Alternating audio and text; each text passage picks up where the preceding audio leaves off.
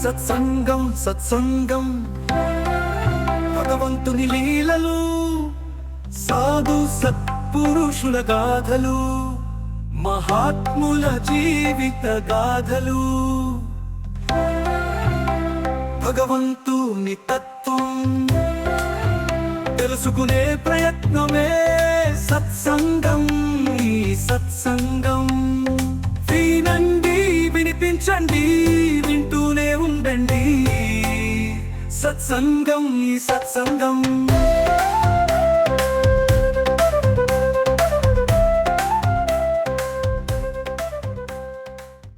Mohanavani Telugu podcast వింటున్న శ్రోతలందరికీ హృదయపూర్వక ధన్యవాదాలు. ముందుగా అందరికీ శుభ గురువారం. ప్రతి గురువారం ఉదయం 7 గంటలకు మనం వింటున్న కార్యక్రమం సత్సంగ కథలు. ఈ కథలలో భాగంగా ఈరోజు కూడా చాలా అద్భుతమైన కథతో మీ ముందుకు వచ్చేసాను. ఇంకా ఆలస్యం చేయకుండా ఆ కథ ఏమిటో వినేద్దాము. ఈరోజు మన కథలో శీర్షిక 4 సూత్రాలు. ఒకప్పుడు ఒక రాజువారి కుమారునికి ఉపనయన వయస్సు వచ్చిన తర్వాత వేద శాస్త్ర ప్రావీణ్యుడిగా చేయదలిచి యతీశ్వరుల వద్దకు పంపాలనుకున్నాడు.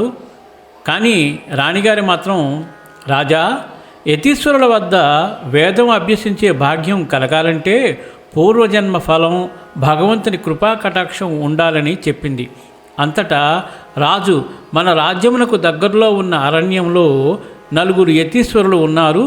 వారిలో ఎవరు గొప్పవారో రేపు వెళ్ళి పరీక్షించి ఎవరు ఉత్తములు, మంచి యోగ్యత గలవారిని అనిపిస్తే వారి వద్దనే వేదం అభ్యసించే ఏర్పాటు చేద్దామని చర్చించుకుంటూ ఉన్నారు. ఈ విషయమంతా ఆ రాజ్యానికి దొంగతనానికి వచ్చిన ఒక దొంగ విని రాజుగారి కన్నా ముందే ఆ 4 యతీశ్వరుల వద్దకు వెళ్ళి వారు ఏం చెప్తారో తెలుసుకుని 5వ యతీశ్వరునిగా రాజుగారికి పరిచయం అవ్వాలనుకుని అరణ్యానికి వెళ్ళి మొదటి యతీశ్వరుని వద్దకు వెళ్ళి ముక్తికి మార్గం తెలపమని అడగగా అతడు ఎల్లప్పుడూ సత్యమునే పలుకమని చెప్పారు. 2వ యతీశ్వరుని వద్దకు వెళ్ళి అడగగా అతడు ఎల్లప్పుడూ నీతి నిజాయితీగా ఉండమని చెప్పారు. 3వ వాని వద్దకు వెళ్ళగా అతడు భగవంతుని నామస్మరణ చేయమని చెప్పారు. చివరగా 4వ యతీశ్వరుని వద్దకు వెళ్ళగా అతడు గురువుకు సర్వస్య శరణాగతి పొందమని చెప్పారు. రాజుగారు కూడా అరణ్యంకు వచ్చి ఆ యతీశ్వరులను ఒక్కొక్కరిని దర్శించి ముక్తి మార్గము తెలుపమని అడగగా వారు పైన చెప్పిన విధంగానే ఒక్కొక్కరు చెప్పారు. చిట్ట చివరలో ఆ దొంగ సన్యాసి కనిపించాడు. ఇతను కూడా యతీశ్వరుని వలె ఉన్నారని వారిని దర్శించి ముక్తికి మార్గం అడగగా వారు చెప్పిన పైన 4 విషయాలతో పాటు సాధు సత్పురుషులకు సేవ చేయమని చెప్పాడు. ఆ రోజు రాత్రి రాజుగారు రాణిగారితో జరిగినదంతా వివరించి 5వ యతీశ్వరులు గొప్పవారిగా అనిపించారు కనుక మన యువరాజును వారి వద్దకు పంపుదామని మాట్లాడుకున్నారు. రాజుగారి మాటలు వినాలని అంతకుముందే ఆ దొంగ సన్యాసి రాజమందిరంలో ప్రవేశించి వారి మాటలను విని, నేను ఇది ఆచరించకుండా చెప్పడం వల్లనే నాకు ఒక యువరాజుకు విద్యాభ్యాసం చేసే భాగ్యం కలగబోతోంది. ఇక ఈ 4 నిజంగా పాటిస్తే ఇంకెంత ఫలితం ఉంటుందో అని అతనిలో ఆధ్యాత్మిక మార్పు చెంది అరణ్యానికి వెళ్ళి పైన చెప్పిన 4 ఆచరిస్తూ కొద్ది సంవత్సరాల పాటు ఆ అరణ్యంలోనే మంత్రోపసిద్ధి కోసం గురువును అన్వేషిస్తూ కాలం గడుపుతున్నాడు. ఒకరోజు భగవంతుడు ఒక యతీశ్వరుని రూపంలో దర్శనమివ్వగానే తనకు మంత్రాన్ని ఉపదేశించమని అడగగా, సరేనాయనా, నాకు ఒక్క సహాయం చేసిపెట్టు, నీకు మంత్రోపదేశం చేస్తానన్నాడు. అంతటా భగవంతుడు ఆ యతితో, నీవు ఎవరినీ నొప్పించకుండా చేయాలి.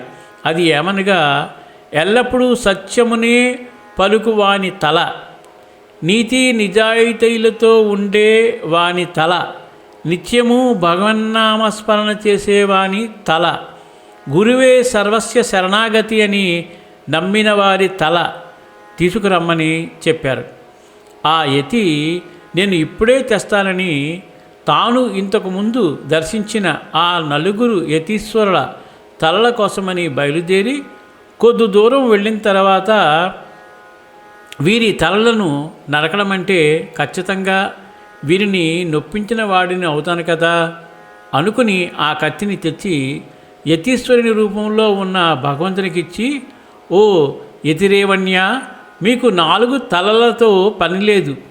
మీరు చెప్పిన ఆ 4 లక్షణాలు నాలోనే ఉన్నాయి కాబట్టి నా తలని మీకు ఇవ్వదలిచానని అతని కాళ్ళ మీద పడినప్పుడు యతీశ్వరుని బదులు భగవంతుడు సాక్షాత్కరించి మంత్రోపదేశం చేసి ముక్తిని ప్రసాదించాడు.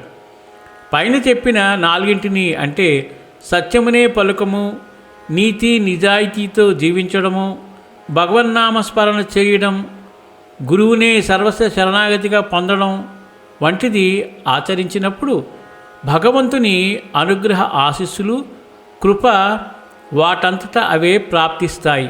కాబట్టి మనం అందరం కూడా వీటిని మన జీవితంలో ఆచరిస్తూ భగవంతుని అనుగ్రహ ఆశీస్సులను పొందుదాం. చాలా అద్భుతమైన కథను మనకు అందించిన మన రచయిత శ్రీ యలవర్తి శేఖర్ రాజు గారికి మోహనవాణి మరియు మోహనవాణి శ్రోతల తరపున హృదయపూర్వక ధన్యవాదాలు తెలియచేసుకుంటూ, ఇంత అద్భుతమైన కథ విన్నారు కాబట్టి తప్పకుండా అందరికీ షేర్ చేసి మీరు మమ్మల్ని ఎంకరేజ్ చేస్తారని అనుకుంటున్నాను. అలాగే ఇంతవరకు మన ఛానల్కి ఎవరైతే సబ్స్క్రైబ్ చేయలేదో, సబ్స్క్రైబ్ చేయకుండా చూస్తున్నారో, దయచేసి మీరందరూ కూడా సబ్స్క్రైబ్ చేసి మమ్మల్ని ఆశీర్వదించి ప్రోత్సహిస్తారని చెప్పి మనస్ఫూర్తిగా కోరుకుంటున్నాను. అలాగే ప్రతి కార్యక్రమాన్ని మొదటి నుండి చివరి వరకు విని మీ విలువైన కామెంట్ కూడా చేసి అలాగే లైక్ చేసి 10 మందికి షేర్ చేయండి. మళ్ళీ వచ్చే వారం సత్సంగ కథల్లో మళ్ళీ మీ ముందుకు వస్తాను. సర్వే జన సుఖినో భవంతు, లోకా సమస్త సుఖినో భవంతు. ధన్యవాదాలు. స్వస్తి. మోహనవాణి తెలుగు పోడ్కాస్ట్ వింటున్న శ్రోతలందరికీ హృదయపూర్వక ధన్యవాదాలు. వినండి, వినిపించండి, వింటూనే ఉండండి. మోహనవాణి తెలుగు పోడ్కాస్ట్ మీరు వింటున్నారు.